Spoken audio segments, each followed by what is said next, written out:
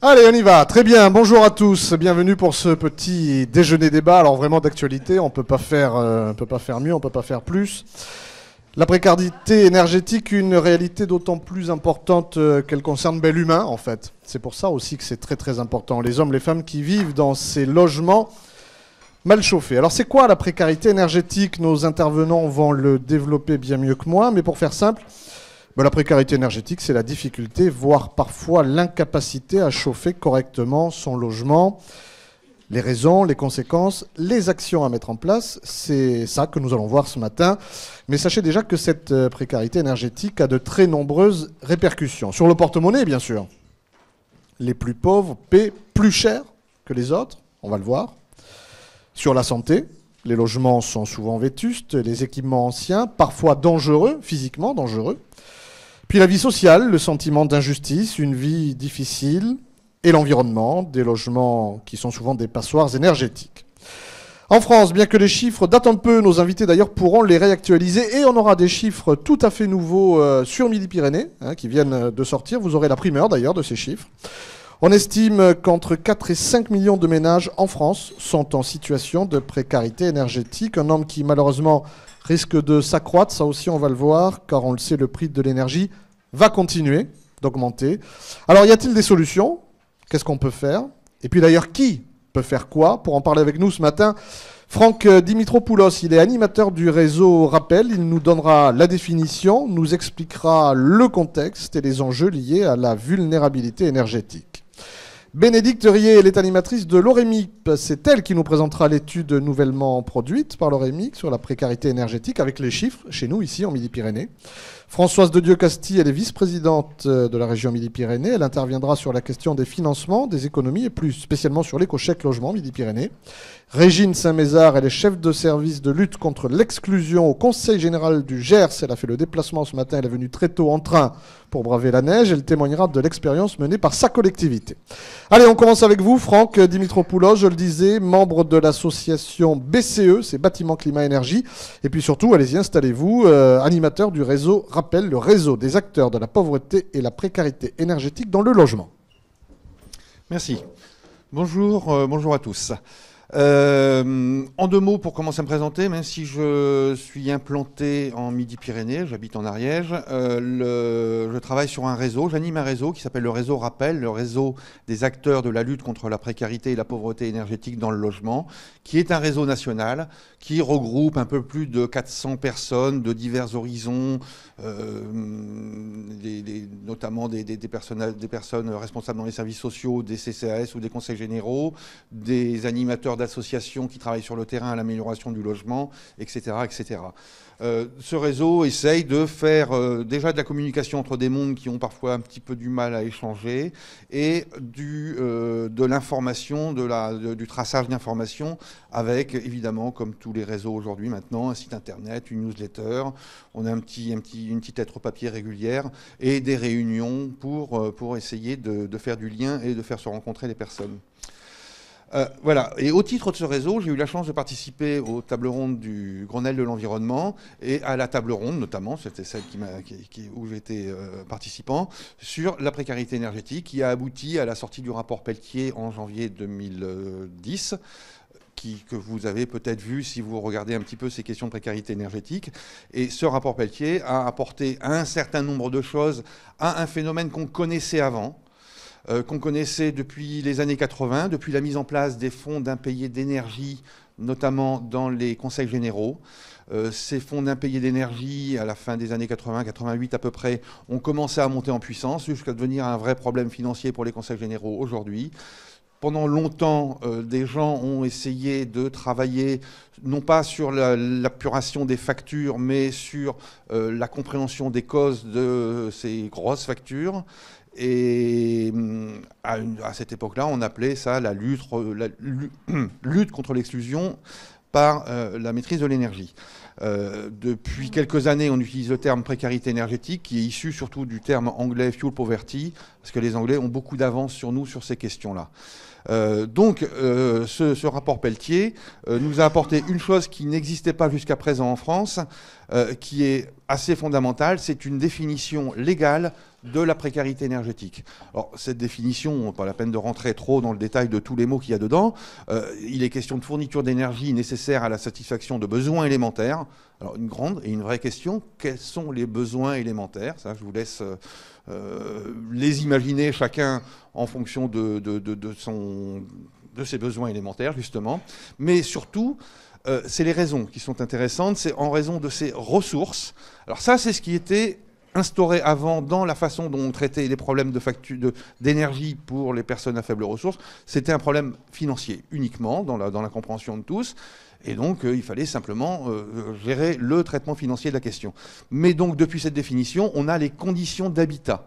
Et les conditions d'habitat, c'est quelque part, en fait, la reconnaissance qu'on a un problème de qualité des logements, et notamment, en l'occurrence, de qualité thermique, de qualité des équipements également dans les logements, reconnaissance qui, jusqu'à présent, n'existait pas. Donc, il y a quand même une bascule qui s'est faite à partir de cette définition, qui va, pour les années qui viennent, parce que franchement, on n'en est qu'au début, qui va, pour les années qui viennent, commencer à nous permettre d'aller explorer et d'aller essayer de trouver des solutions les plus pertinentes à ces situations. Qu'est-ce qu'on sait aujourd'hui de la situation globale en France? À l'occasion du rapport Pelletier, l'ANA, l'Agence nationale pour l'habitat, a fait un travail d'exploration sur une enquête réalisée par l'INSEE, enquête qui s'appelle l'ENL, Enquête nationale logement, qui a été réalisée en 2006. Cette enquête, c'est des gens qui vont dans les foyers sur 56 000 logements, avec donc extrapolation au pays entier après. Il y a tout un ensemble de questions, et notamment des questions sur la dépense énergétique et sur le confort.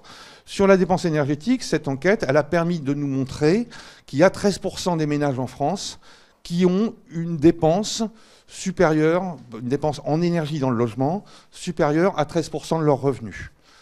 Donc, qu'on peut considérer importante, la moyenne étant par ailleurs à 4,8%. Donc, on a quand même un effet, pour un certain nombre de personnes, assez important au niveau de la dépense. Évidemment, on va trouver l'essentiel de cette problématique dans les foyers qui ont le moins de revenus. Il y a une certaine logique par rapport à ça, mais quand on regarde dans le détail un petit peu sur les foyers qui ont moins de revenus, on en a un bon nombre.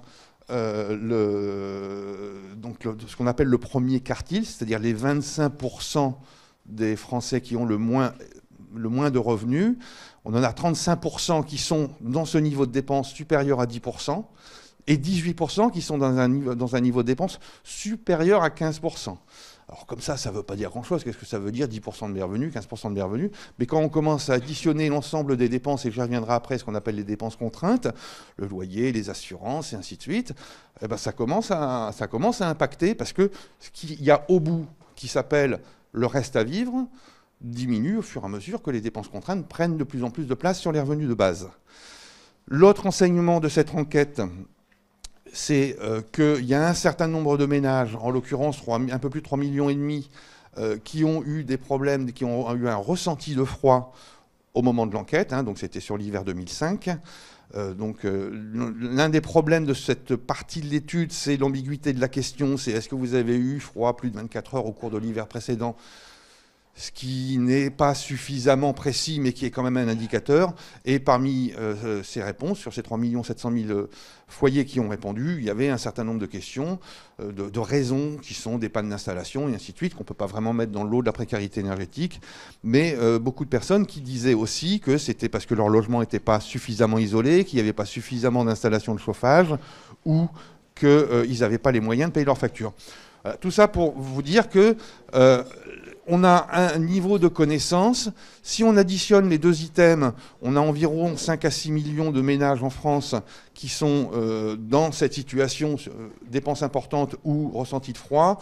Quand on fait le tri un petit peu ne prendre que les ménages les moins aisés dans tout ça, parce qu'effectivement, qu'une famille très riche est une grosse dépense parce qu'elle vit dans un château, ça nous interpelle pas trop. Par contre, c'est plutôt les gens pauvres. Donc on est, à travers cette enquête, aux alentours de 4 millions et quelques de personnes qui, d'une façon ou d'une autre, soit par la dépense, soit par l'inconfort, sont en situation a priori de précarité énergétique. Ces enquêtes ont été faites en 2006 et notamment, vous allez le voir un peu plus loin, notamment avant les augmentations du prix de l'énergie. Une autre façon de regarder quelle est la situation, et c'est un peu flou, non? Voilà.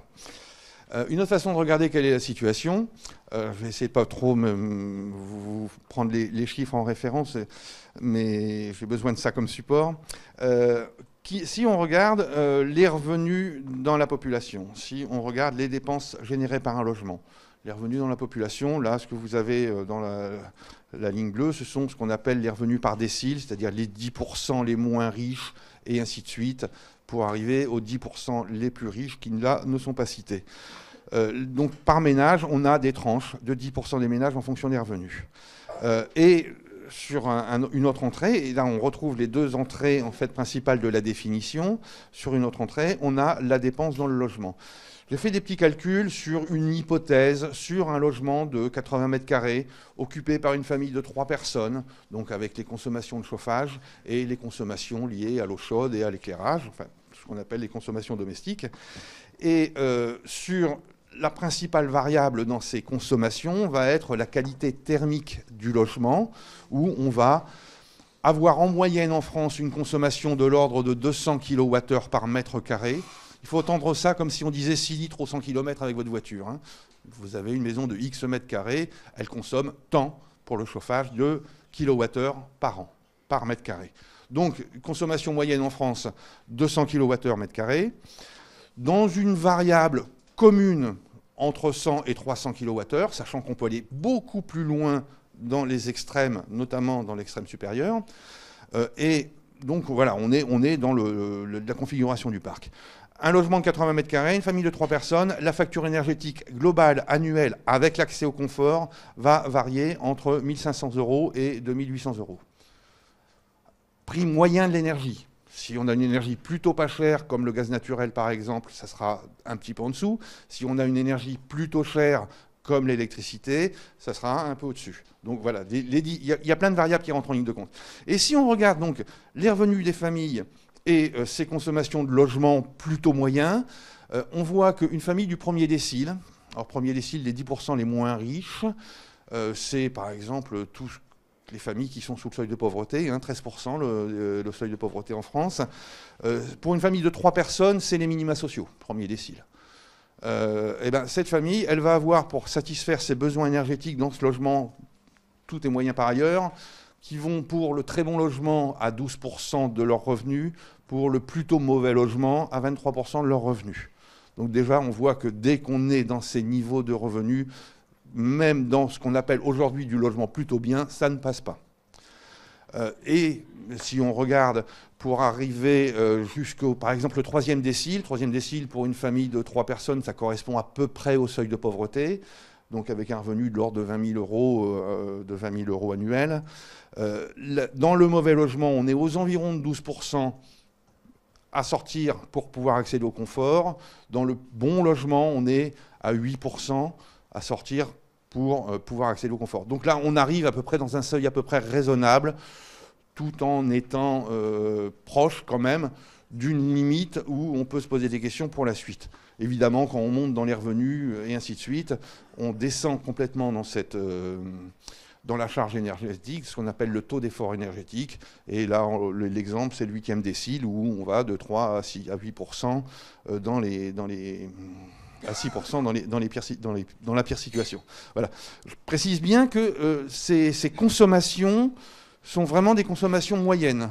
Aujourd'hui, avec le travail qui est fait notamment sur les DPE, on a de plus en plus de diagnostics, ce qui n'existait pas avant. On commence à lire le parc en s'apercevant qu'on a beaucoup de logements qui vont être à 400, à 500 kWh². Ce n'est pas la majorité, heureusement, mais c'est les logements, ce qu'on appelle les plus pourris, en fait. Et c'est effectivement aussi dans ces logements-là qu'on va trouver les foyers les plus pauvres. Parce que qualité du logement, montant du loyer sont en général en lien assez direct, et donc les gens cherchant les loyers les moins élevés se retrouvent dans les logements de plus mauvaise qualité. Donc cette situation, quand on croit ces données-là, on s'aperçoit qu'on est, et là aussi ça confirme un petit peu les autres visions, on est aux environs de 5 millions de ménages qui sont en situation de précarité énergétique. La précarité énergétique, ça commence par des problèmes posés sur les revenus, parfois de l'impayé, des difficultés financières. Ça continue quand on commence à ne plus savoir comment se débattre dans des difficultés financières par de la restriction, des privations. On s'enferme de plus en plus. C'est des phénomènes qui sont bien connus dans le domaine social, de repli sur soi, d'isolement social.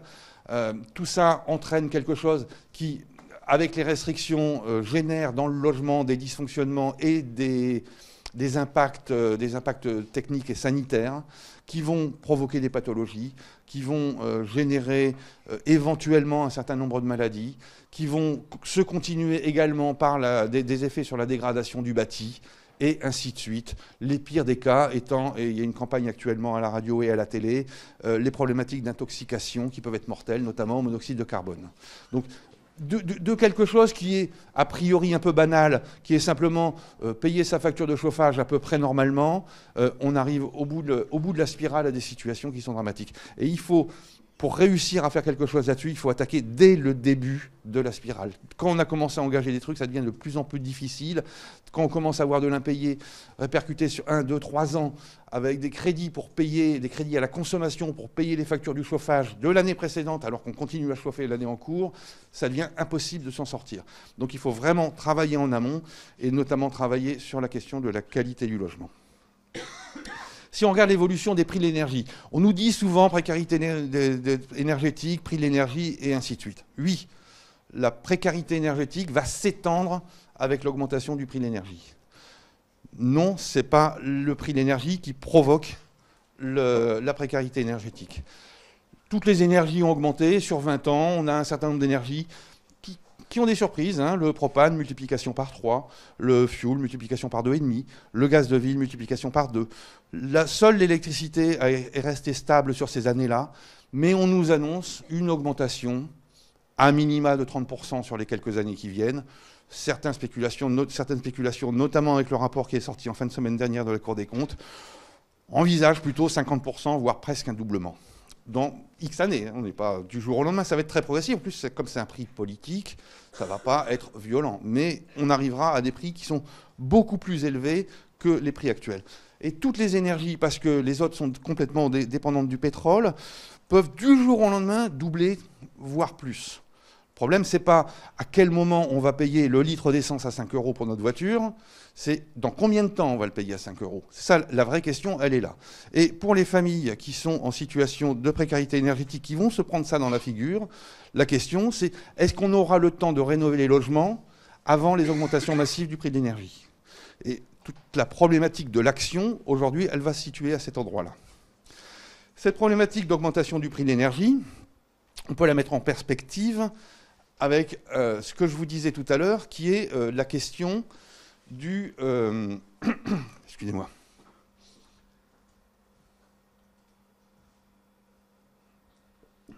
La question du reste à vivre. Chacun d'entre nous payons un loyer ou un crédit, un certain nombre de dépenses, des assurances et ainsi de suite, ce qu'on appelle les dépenses contraintes. Plus on va être dans les hauts revenus, plus proportionnellement cette dépense contrainte, moins cette dépense contrainte va peser. Quand on est dans les catégories pauvres ou modestes, pauvres et modestes, ça couvre les 3 premiers déciles. D'une part, on s'aperçoit qu'aujourd'hui, en moyenne, et une moyenne c'est bien pour en parler, c'est pas bien pour travailler, il faut se méfier des moyennes, mais en moyenne, on est à pas loin de 50% de dépenses contraintes pour les catégories pauvres, laquelle dépense contrainte a presque doublé sur les 20 dernières années. Donc on est vraiment, et ça c'est notamment lié à l'augmentation du prix des loyers, on est vraiment sur un phénomène qui s'aggrave. Dans ces dépenses contraintes, il y a l'énergie, qui est en fait une dépense contrainte extrêmement variable en fonction de la qualité du logement et en fonction de la variation du prix de l'énergie. Et on s'aperçoit que par rapport à ce que je vous disais tout à l'heure sur la qualité du logement, quand on va avoir une augmentation du prix de l'énergie, les familles vont avoir un impact, donc une augmentation de leurs dépenses contraintes, qui va si elles sont dans un bon logement, être relativement limitées. Si elles sont dans un mauvais logement, qui vont être une véritable catastrophe pour leurs revenus. Ces petits graphiques sont extrapolés à partir de la situation que je vous décrivais tout à l'heure pour une famille de 3 personnes. Si la famille qui avait en point de départ 12% de facture d'énergie pour accéder au confort et avec un bon logement, va avec, admettons, 40% de l'augmentation du prix de l'énergie, arriver à une dépense contrainte énergétique de 15%, plus 3%. Bon, on supporte. La famille qui est dans le mauvais logement, qui part déjà mal avec 23% de dépenses contraintes sur l'énergie dans son logement, va arriver avec la même augmentation du prix de l'énergie à 30%, plus 7% de dépenses contraintes en plus, et donc moins 7% de reste à vivre en moins. Et moins 7% de reste à vivre en moins, quand on vit avec 3 € par jour, ça commence à impacter sur le quotidien. La problématique de l'augmentation du prix de l'énergie, ça va nous toucher tous, ça va pour tous être une contrainte. Pour ceux qui s'en sortent, ça va être une baisse du pouvoir d'achat. Pour ceux qui s'en sortent un petit peu moins, ça va être une évaporation du reste à vivre. Et ce n'est pas du tout le même vécu. Merci.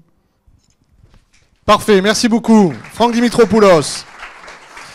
Alors, on va voir maintenant, effectivement, ici, chez nous, en Midi-Pyrénées, puisque Franck nous a donné des chiffres au niveau national. Ici, chez nous, dans nos départements, on en est où de la précarité énergétique? On va voir ça avec Bénédicte Rillet, elle est animatrice d'Olérémy. Bénédicte, à vous. Bonjour.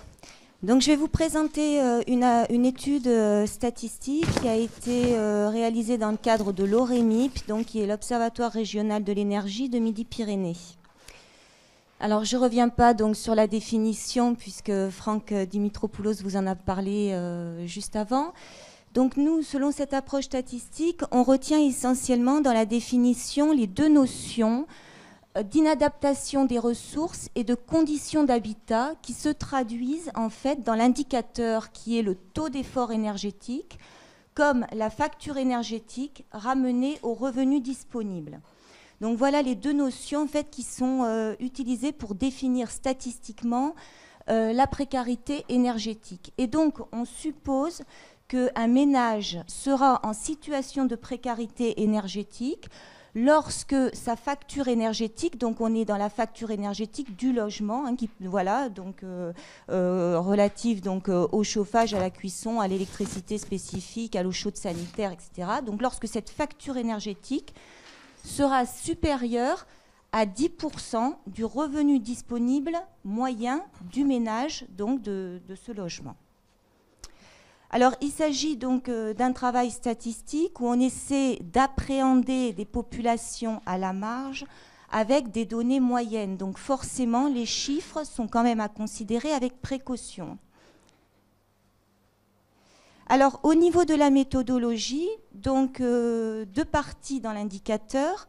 La première partie, la facture énergétique, donc c'est l'OREMIP qui a pris en charge cette estimation. Et concernant le revenu disponible, c'est l'INSEE Midi-Pyrénées qui a pris en charge donc ce calcul. Alors je ne vais pas rentrer dans le détail méthodologique. Sachez que voilà, Claire Boré de l'INSEE et moi-même, on est à votre disposition pour répondre à vos questions concernant la méthodologie.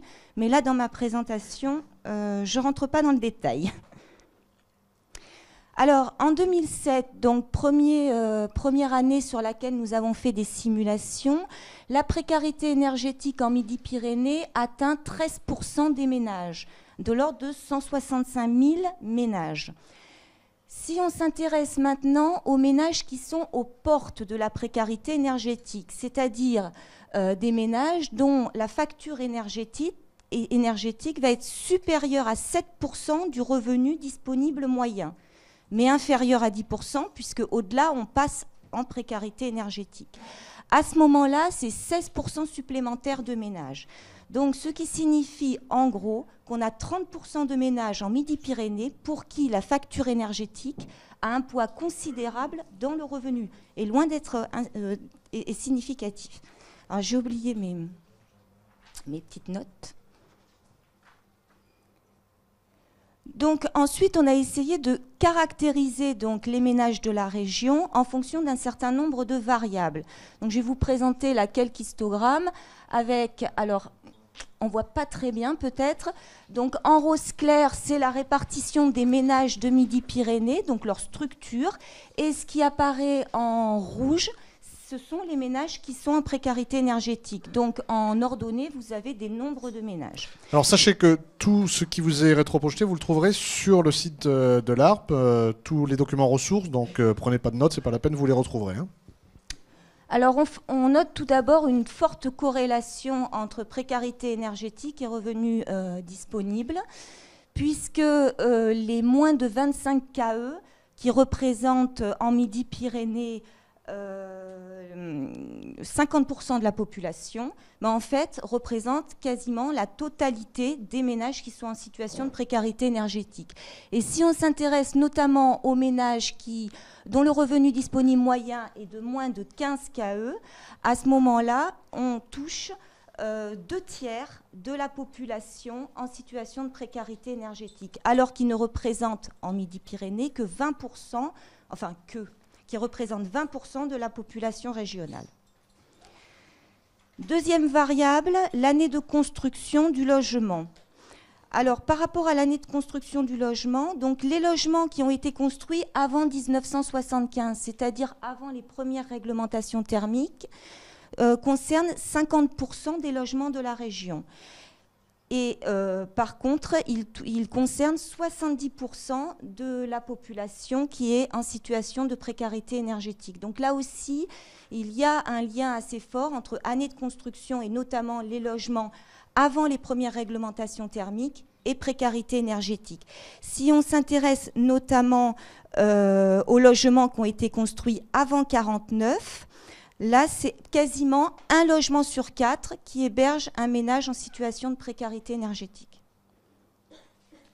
Maintenant, une autre caractérisation en fonction de la variable, la classe socio-professionnelle. Alors, les inactifs, c'est-à-dire les personnes qui n'ont pas d'emploi ou les retraités, représentent la quasi-totalité donc des ménages en situation de précarité énergétique et notamment les retraités. Là, c'est un résultat assez important puisqu'ils représentent un tiers donc, des ménages de la région, mais 60% des ménages en situation de précarité énergétique. Donc, on a une cible privilégiée qui sont les retraités, qui est les retraités. En fonction maintenant de la taille du ménage, les personnes qui vivent seules représentent en Midi-Pyrénées un tiers des habitants de la région. Par contre, en termes de précarité énergétique, elles atteignent 70% de cette population. Enfin, dernière variable qui vous est présentée aujourd'hui, le statut d'occupation. Alors là, en fait, on n'a pas de résultat qui soit significatif. C'est-à-dire que ce soit propriétaire ou locataire, tout le monde est touché de la même façon. Au niveau maintenant géographique, ce sont les territoires ruraux qui sont les plus touchés par la précarité énergétique. Donc pour donner un exemple inverse, dans le département de la Haute-Garonne, donc qui héberge 40% de la population régionale, seuls 30% des ménages sont en situation de précarité énergétique. Donc ça, c'est un petit peu le contre-exemple donc, sur la Haute-Garonne. Par contre, tous les autres territoires ruraux sont davantage touchés par cette situation. Alors, décidément, avec Franck Dimitropoulos, on a le même transparent, mais voilà. Donc, je ne l'ai pas copié. Mais donc cette fois-ci, on s'est intéressé on a fait une autre simulation sur l'année 2008 parce que l'année 2008 est intéressante au niveau statistique puisqu'elle est marquée par le pic pétrolier. Et notamment, donc, comme ça a déjà été dit, avec une augmentation du prix des énergies et surtout du fioul de plus de 30% cette année-là.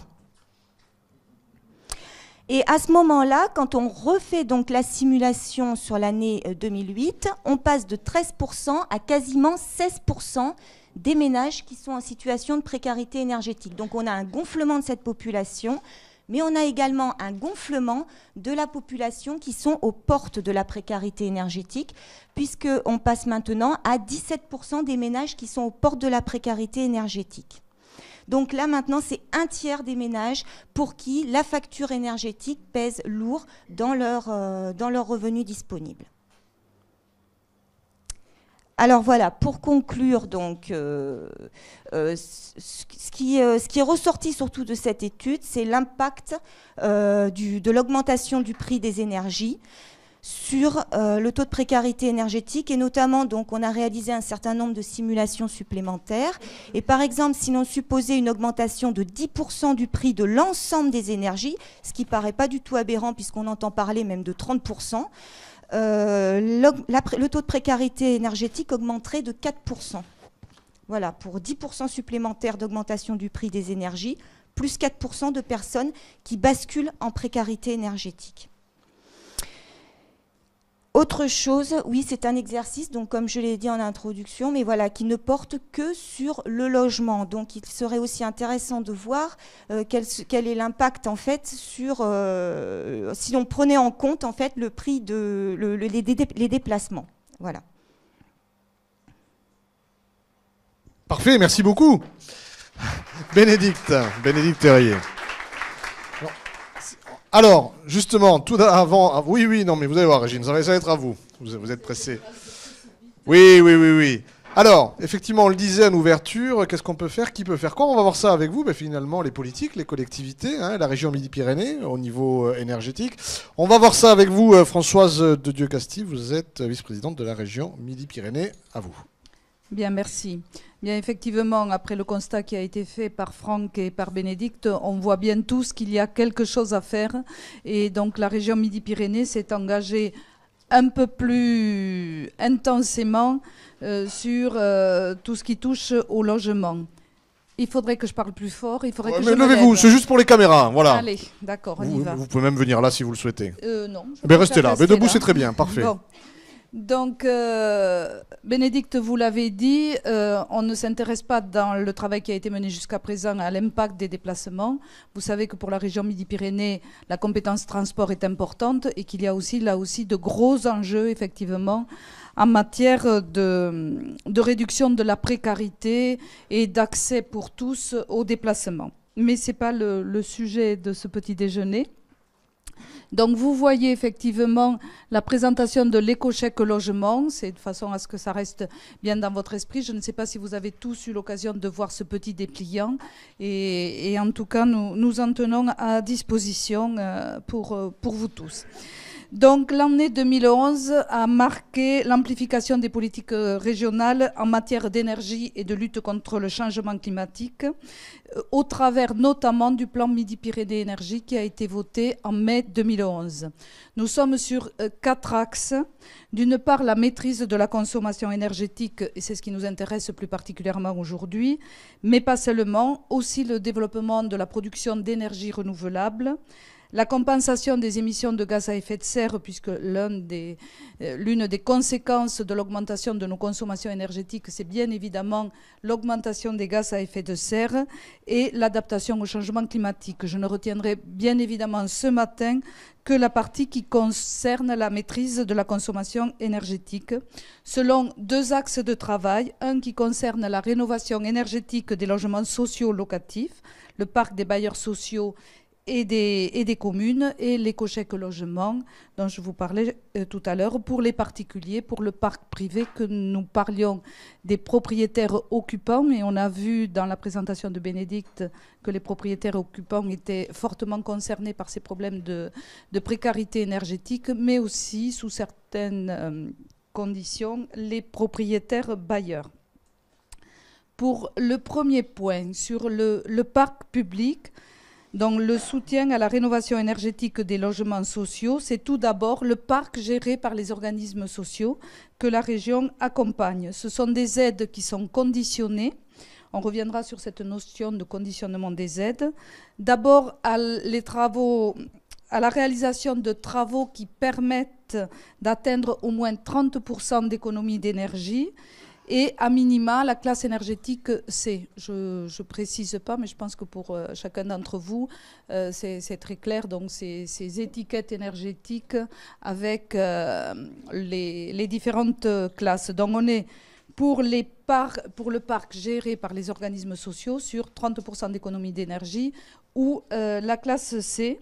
Et une autre dimension aussi, c'est la limitation de l'augmentation des loyers, parce qu'effectivement, nous sommes dans le cas de locataires pour lesquels on réalise des travaux donc, qui génèrent effectivement des économies, et souvent le propriétaire est tenté d'augmenter d'autant les loyers, d'autant ou en partie. Donc, on ne peut répercuter que 25% au maximum des économies de charges réalisées, donc avec une contrainte sur la répercussion pour les loyers, pour les locataires.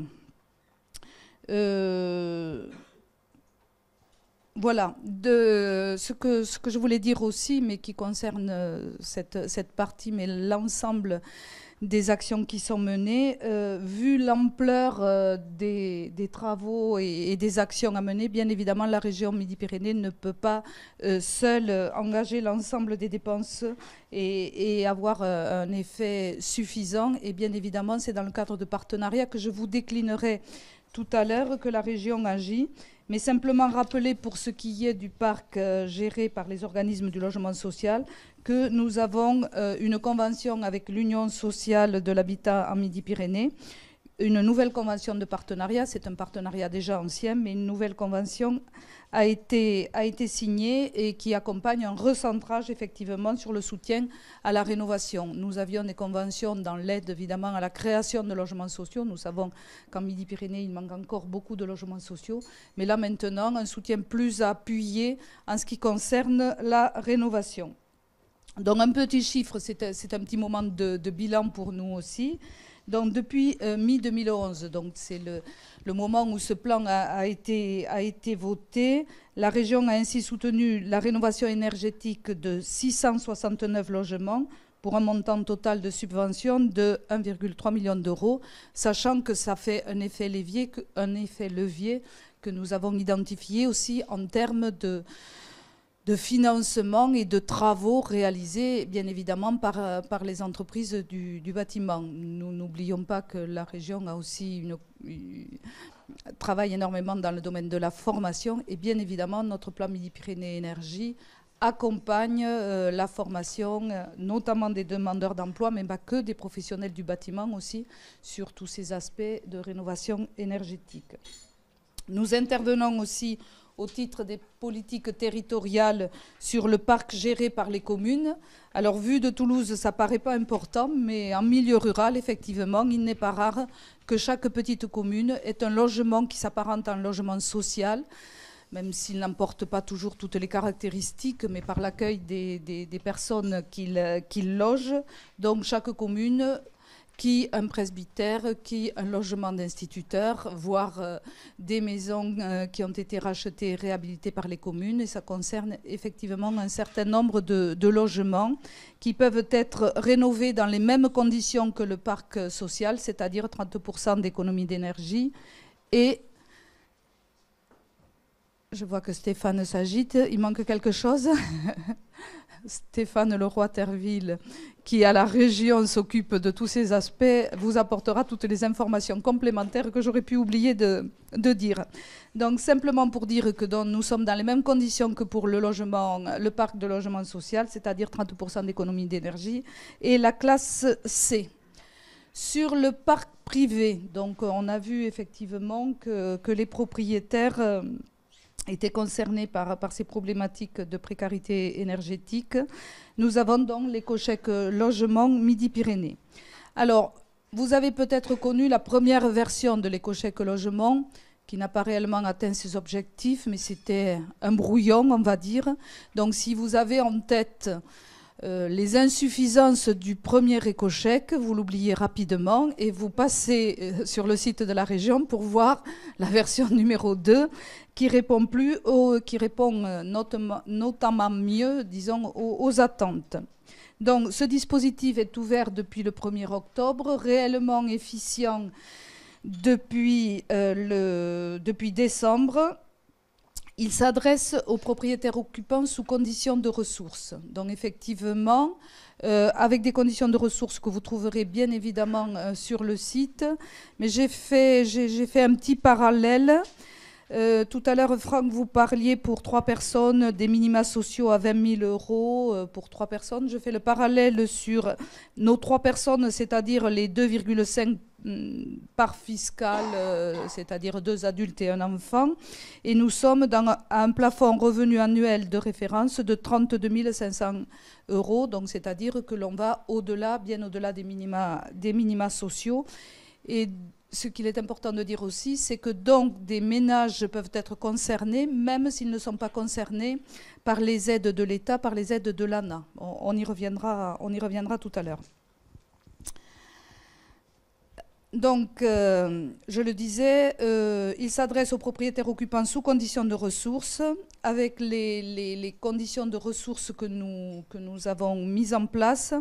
Nous avons fait les calculs que ça concerne à peu près 40% de la population de Midi-Pyrénées qui a des revenus qui leur permettent effectivement de pouvoir bénéficier de l'éco-chèque logement. Ce n'est pas que les propriétaires occupants, ce sont aussi les propriétaires bailleurs qui sont concernés, et eux, bien évidemment, sans condition de ressources. Et simplement, dans ce cas-là, ce sont les propriétaires bailleurs qui conventionnent avec l'ANA. J'ai parlé du partenariat tout à l'heure, il est très important. Il concerne l'État avec le programme Habiter mieux.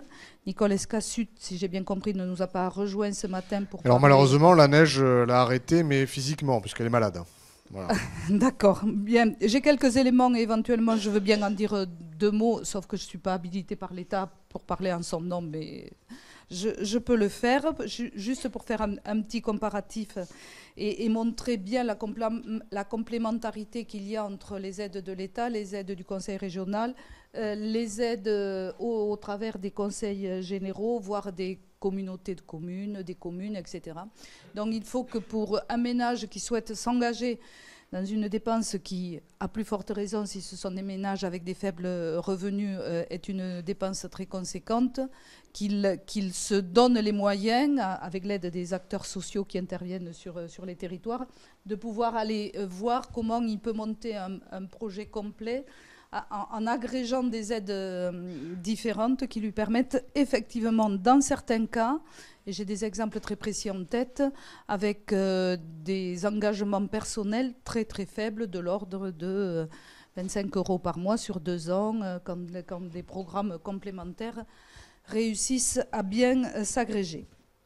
Pour en revenir donc à l'éco-chèque, les conditions sont les suivantes. Donc là, il ne s'agit plus d'atteindre un gain de 30% d'économie, mais simplement un gain de 25% sur les consommations du logement. Là, les conditions sont les mêmes que pour le programme de l'ANA. C'est important parce que c'est vrai que quand on présente les différentes aides, souvent les particuliers nous disent que c'est une énorme usine à gaz, si je puis me permettre l'expression. C'est un petit peu compliqué pour nous qui avons d'autres soucis au quotidien et qui avons un petit peu de mal à monter ces projets. Le montant de l'éco-chèque logement est de 1 500 € pour les propriétaires occupants et de 1 000 € pour les propriétaires bailleurs. Une particularité, comme vous le voyez, on parle d'éco-chèque logement. Ça veut dire que cet éco-chèque est remis au propriétaire qui en fait la demande, mais qu'il va payer et donc il n'aura pas avancé la partie qui correspond à cette somme-là. Donc il va payer son artisan avec cet éco-chèque qui le valorisera auprès de la région. La région s'est engagée à le valoriser très rapidement dans des délais le plus courts possible. Ça veut donc dire que l'artisan est un peu complice, entre guillemets, de la région sur cette opération. Et pour ce faire, pour devenir complice, si je puis me permettre ce mot, c'est très simple. On conventionne avec la région, on va sur le site.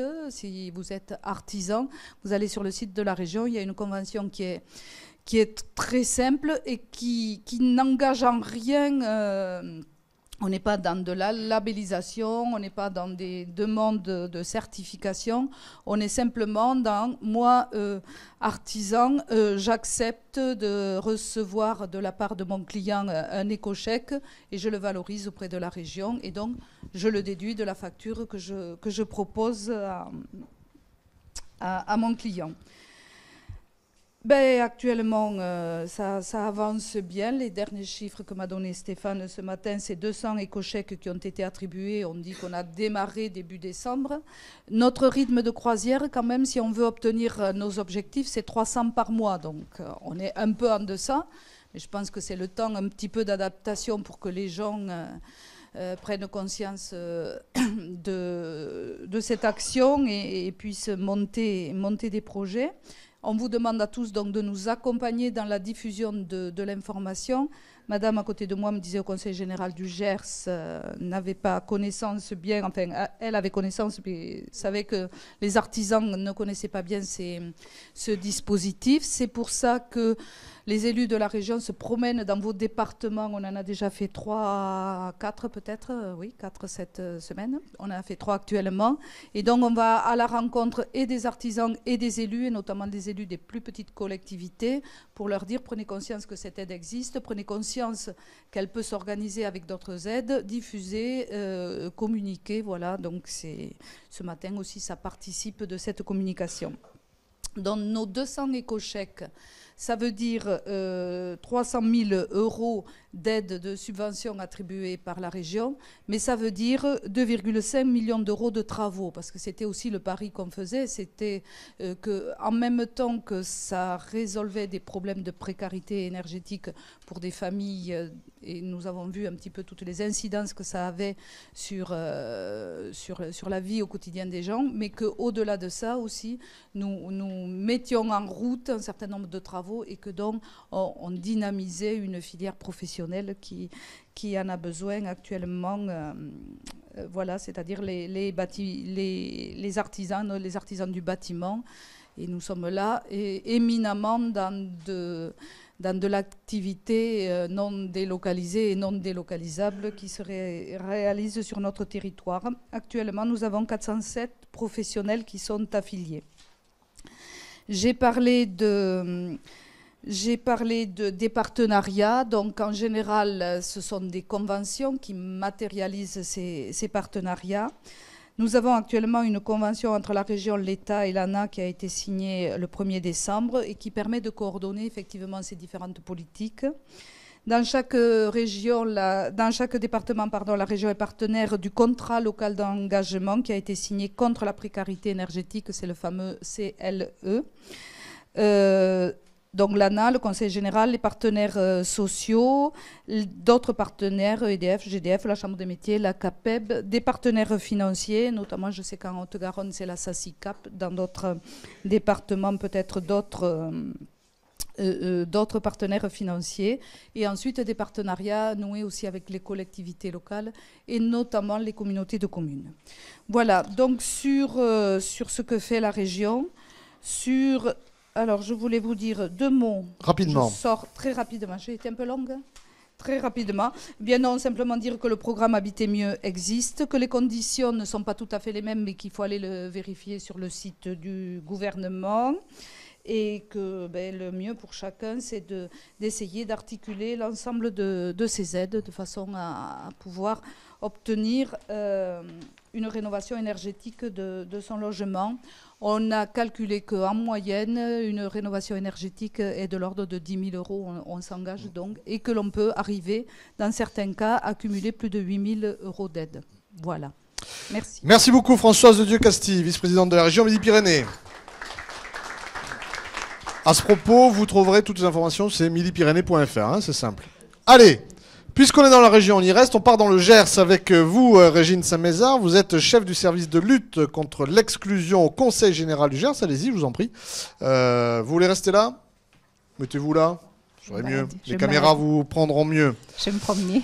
Alors, et vous allez effectivement nous raconter ce que vous faites chez vous, tout simplement, pour lutter contre l'exclusion. Voilà, écoutez, moi, il me reste à traduire dans le très très concret un peu tout ce qui vient de nous être exposé et de voir vraiment sur le terrain comment ça se passe dans un territoire très rural comme le nôtre. Alors nous, le Conseil général, vous savez, sa compétence majeure, c'est l'action sociale. Et donc nous, depuis 2004, on a mis le pied un peu dans la précarité énergétique par le biais de l'action sociale et notamment par celui du Fonds Solidarité Logement. En 2004, on commençait à voir que les demandes liées aux impayés d'énergie commençaient à monter régulièrement. Et donc on s'est demandé ce qu'on pouvait faire pour essayer d'agir un peu en amont dans le cadre de la prévention. Puisque les aides du Fonds Solidarité Logement étaient essentiellement des aides curatives, c'est-à-dire des aides qui sont versées aux personnes, aux particuliers, aux familles, pour les aider à payer leurs factures. Donc notre idée, c'était, est-ce qu'on peut les aider à payer, certes, mais est-ce qu'on peut les aider à réduire un peu leurs factures? Alors là, on a été aidé à l'époque par Franck Dimitropoulos, par Quercy Énergie, et on s'est inspiré de tout ce qui se passait en Ariège depuis pas mal d'années, avec A3E, etc. Et donc, nous avons mis en place une action que l'on a appelée Action Insertion Énergie, donc qui est toujours valide et qui fonctionne depuis 2004. Alors, c'est quoi cette Action Insertion Énergie ? C'est une convention qu'on a passée dans le cadre du Fonds Solidarité Logement avec un technicien qui a une formation thermique. Et lorsqu'au niveau du FSL, on remarquait des ménages qui étaient en difficulté, soit avec des consommations qui paraissaient vraiment excessives, ou bien des problèmes de gestion, ou bien des problèmes vraiment qui étaient exposés à des coupures répétitives, etc., on propose à ces personnes l'intervention de ce technicien qui se rend à domicile. Et en général, comme la prescription est faite par le travailleur social, cette première visite à domicile se faisait en binôme. Et un diagnostic est fait avec une préconisation de travaux. Le but étant, après le diagnostic, de réussir à réaliser un certain nombre de travaux. Alors, qu'est-ce qu'on a remarqué, nous, depuis 6-7 ans maintenant qu'on pratique cette action? On arrivait difficilement à toucher plus de 50 ménages par an. Très peu. Et sur ces 50 ménages par an, 75% de locataires. Donc, beaucoup de négociations avec les propriétaires bailleurs privés. Et c'est un des freins majeurs à la réalisation de travaux, puisque vraiment très peu de propriétaires bailleurs souhaitaient ou pouvaient s'engager dans une réhabilitation importante du logement qu'ils louaient. Donc nous arrivons un petit peu au bout de 6 ans à une certaine limite de cette action. Certes, on paye des diagnostics, certes, on accompagne les personnes à essayer de trouver des solutions, mais on atteint vite nos limites. Parallèlement, les demandes au Fonds Solidarité Logement continuent d'augmenter. Aujourd'hui, sur à peu près 5000 dossiers par an au Fonds de Solidarité Logement, nous en sommes à 2500 uniquement sur des demandes d'aide pour les impayés d'énergie. Donc, le Fonds Solidarité Logement aide aux impayés à accéder au logement. Et au niveau du maintien dans le logement, il aide aux impayés de loyer, à l'énergie, et au fonds eau, enfin aux impayés d'eau et aux impayés de factures téléphoniques. Donc dans tout ça, l'énergie, c'est 50%. C'est à peu près 2400-2500 demandes par an. Pratiquement sur le Gers, on va bientôt arriver à 600 000 € par an de dépenses d'aide directe payée aux ménages gersois. Donc, on a continué à travailler sur notre idée de prévention en précarité énergétique. Il y a eu une étude qui a été faite qui a été rendue en 2008, commandée par l'ADEME, le ministère, et voilà, sur une analyse un peu comparée des dispositifs qui existaient par-ci par-là, parce que on n'était pas les seuls à se poser la question, et on a vu à droite à gauche naître des dispositifs un peu similaires aux nôtres. Et donc l'ADEME et le ministère, dans le cadre du programme Prébat, ont commandité une étude pour essayer d'analyser tous ces dispositifs et d'essayer de voir ce qui marche, ce qui marche pas, etc. Donc une quinzaine de départements ont été observés par une équipe de chercheurs, des sociologues, mais également des chercheurs dans le cadre du bâtiment, etc. Et donc, ils ont observé ces départements français et ils sont allés voir également en Guyane, au Québec. Ils ont essayé de faire un peu un tour d'horizon de ce qui se passait. Et ils ont préconisé à la fin de l'étude un dispositif qu'ils ont appelé SLIM, Service local d'intervention pour la maîtrise de l'énergie. Donc, il y avait la fiche par là qui était affichée. Alors, comme le Gers a été un des départements observés puisque dans le cadre de l'étude, puisque nous, on avait ce dispositif depuis 2004, on s'est proposé un peu naturellement pour essayer d'expérimenter ce dispositif qui faisait suite à l'étude. Donc, ce service local d'intervention pour la maîtrise de l'énergie, nous avons fait le choix de l'expérimenter sur un petit territoire. On n'a pas pris la totalité du département. Alors, ce dispositif répond à deux de nos limites avec notre ancienne action, c'est-à-dire comment toucher des centaines et des centaines de ménages, puisque notre action, depuis 2004, on n'arrive pas à toucher beaucoup de gens, comment toucher beaucoup de ménages et comment répondre comment être efficace en termes de travaux. Un des autres objectifs aussi, et j'en profite pour faire le lien avec tous les programmes que l'on voit aujourd'hui, le programme Habiter mieux, toutes les aides qui existent au niveau de la lutte contre la précarité énergétique, pour le particulier, c'est extrêmement compliqué. C'est extrêmement compliqué de s'y retrouver. Tout ce qui existe dans le domaine du logement, c'est quelque chose d'extrêmement complexe. Les droits des personnes diffèrent et selon leur situation, selon leur statut, selon leurs revenus, etc. Donc, arriver à rendre accessible tout ce qui peut exister et tout ce qui peut concourir en termes de dispositifs de financement pour permettre à quelqu'un de rénover son logement, le particulier tout seul, il ne peut pas y arriver. Donc, un des enjeux pour que ces programmes arrivent à vraiment donner des résultats concrets importants, c'est de mettre en place en parallèle tout un travail d'accompagnement pour les publics les plus en difficulté. Donc ce dispositif, il essaye de répondre à... On a pris un créneau qui était pas... comment dire, rempli par tous ces grands dispositifs, je ne dirais pas des usines à gaz, mais des choses quand même très réglementées. Bon, au niveau administratif, c'est assez lourd, etc. Notre enjeu à nous, c'était de répondre vite, de façon souple, de façon réactive, et d'essayer de trouver des solutions d'urgence, de façon à permettre aux gens d'améliorer un peu leur situation, de gagner quelques degrés dans le logement, d'avoir un petit peu plus de confort et d'être accompagnés. Alors, on ne va pas, avec notre dispositif, rénover tout le bâti, on ne va pas faire ce que font l'ANA, etc. Mais on va essayer d'apporter une première réponse très rapide. Aujourd'hui, le Conseil général, donc depuis le mois d'octobre que ce dispositif est actif, on a mis en place un numéro de téléphone. Et sur le territoire expérimental de 26 communes, toute la population peut téléphoner. Alors, la différence avec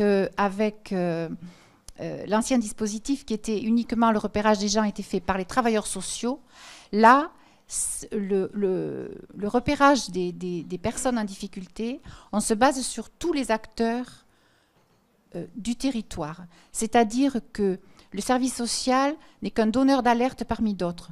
On est parti de ces donneurs d'alerte sur des territoires qui peuvent être les mairies, les associations caritatives, les services d'aide à domicile, les professionnels de santé, les médecins, les infirmières libérales, tous les acteurs sociaux, médico-sociaux, etc., qui interviennent sur un territoire, qui sont susceptibles de rencontrer des familles en difficulté.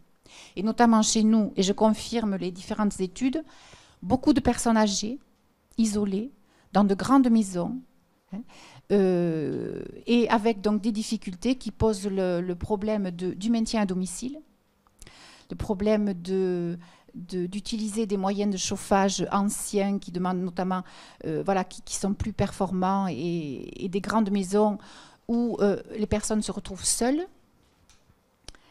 Donc, je sais pas où j'ai perdu le fil là. Donc, ce dispositif, le numéro de téléphone, donc tout le monde peut appeler, les personnes eux-mêmes, mais aussi les donneurs d'alerte avec l'accord des personnes. Donc, ce dispositif est un peu déconnecté du service social, puisque nous, on s'est quand même bien rendu compte que peu de personnes s'adressent au service social quand ils sont en difficulté par rapport à l'énergie. Premier réflexe de beaucoup de gens, c'est pas d'aller voir l'assistante sociale. Donc, comment ces personnes-là, on peut les rencontrer et comment on peut les aider à trouver des solutions. Donc, c'était se baser sur tout ce maillage territorial.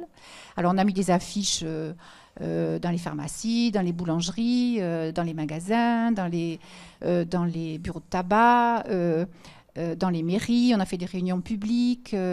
Voilà, donc c'est quelque chose qui est vraiment des articles dans la presse, etc. Tous les gens peuvent appeler ce numéro.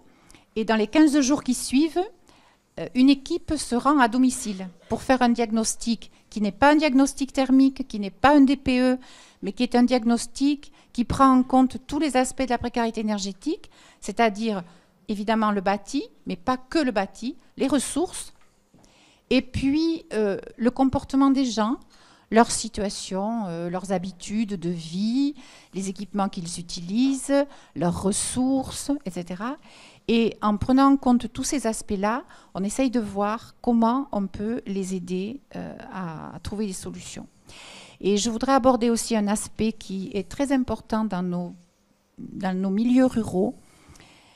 Les personnes en difficulté sociale, les personnes retraitées sont aussi en difficulté et peuvent, en difficulté administrative, je dirais. Ils ont énormément de mal à se retrouver dans tous les contrats avec les fournisseurs, entre EDF, GDF, beaucoup de mal à voir quelle est la meilleure gestion, la gestion la mieux adaptée à leur situation. Est-ce qu'il faut un relevé tous les 6 mois? Est-ce qu'il faut une mensualisation? Est-ce qu'il faut un contrat relevé confiance? Est-ce qu'il faut, etc. C'est très difficile pour les gens de savoir comment répartir leurs dépenses sur toute l'année sans être exposés à des pics de factures une fois dans l'année qu'ils ne sont pas en capacité de payer. Donc, lutter contre la précarité énergétique, c'est aussi aider les personnes à comprendre leur consommation, à comprendre leurs factures, à comprendre, à s'approprier les différents outils qui existent avec leurs fournisseurs pour trouver le meilleur moyen de prendre en charge leur facture d'énergie. Donc au niveau de notre dispositif, il y a le diagnostic social et technique, il y a l'aide qu'on peut apporter sur le bâti, il y a l'aide qu'on peut apporter sur la gestion administrative et il y a l'aide qu'on peut apporter sur les petits travaux. Ce qui se fait aussi lors de cette visite à domicile qui intervient, je vous rappelle, dans les 15 jours suivant l'appel téléphonique, c'est l'installation systématique de kits économes, des lampes basse consommation, des douchettes économes, tous les dispositifs qu'on met pour économiser l'eau.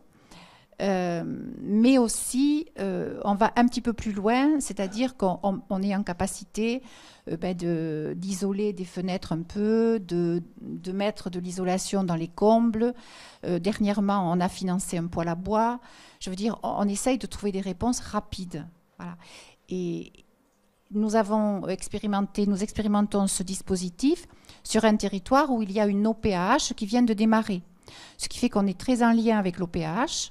Et à chaque fois qu'on peut orienter un propriétaire occupant vers l'animation de l'OPA, on le fait. Et lorsque les animateurs d'OPA reçoivent dans leur permanence des propriétaires occupants qui ne sont pas éligibles au programme Habiter mieux, ils nous les réadressent pour savoir si nous, on ne peut pas quand même essayer de faire quelque chose pour améliorer la situation. un dernier point, sur le programme Habiter mieux, quand il y a une OPAH, vous savez que pour les propriétaires occupants, pour pouvoir accéder à ce programme Habiter mieux, il y a deux préalables. Il faut qu'ils passent par un cabinet pour monter le dossier, parce qu'il faut qu'il y ait un diagnostic avant travaux pour vérifier qu'il y a bien un gain de 25% qui est prévu. Et nous, sur le terrain, ça, c'est un énorme frein pour un bon nombre de propriétaires occupants. Quand c'est sur un territoire d'OPA, toute cette ingénierie, elle est prise en charge par l'OPH. Mais sur ce qu'on appelle le territoire diffus, c'est-à-dire sur tout le reste du territoire où il n'y a pas d'opération programmée de l'habitat, les cabinets qui interviennent font payer leurs prestations aux propriétaires. Donc les personnes doivent avancer un peu d'argent, même s'ils n'avancent pas la totalité, même s'ils payent un acompte, mais si par cas leur dossier n'arrive pas au bout, cet acompte il est perdu.